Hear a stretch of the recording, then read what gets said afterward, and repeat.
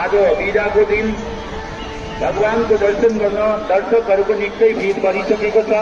Line पनि निकै लामो भइसकेको हुनाले छिटो छरिटो दर्शन गरी अगाडि बढिदिनु होला।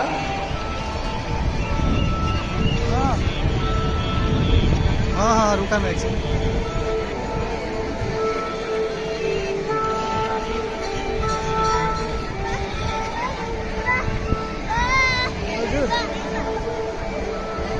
श्री माधव नारायण भगवान को इस एक महीने मेला अर्थात पौष शुक्ल पूर्णिमादेखि माघ शुक्ल पूर्णिमासम्म एक महीने चल्ने इस मेलाको आज 17औं दिन, आज लोसार, आज बिदाको दिन हाम्रा श्रद्धालु भक्तजनहरूको घुइँचो निकै बढेको अवस्था छ।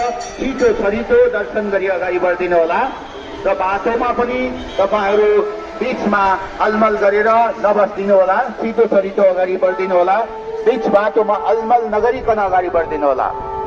त्यसैगरी पोखरीमा स्नान गर्नुभएका हाम्रा श्रद्धालु भक्तजनहरूलाई तपाईहरूको पोसाक अर्थात् लुगा फेर्नको लागि छुट्टै व्यवस्था गरेको जानकारी गराउन चाहन्छु।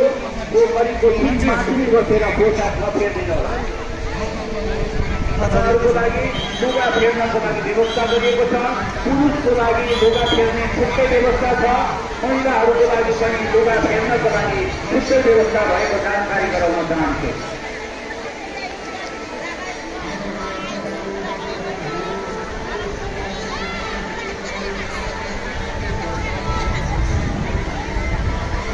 श्री माधव नारायण भगवान को पवित्र ऐतिहासिक तीर्थ स्थल संपूर्ण भक्तजन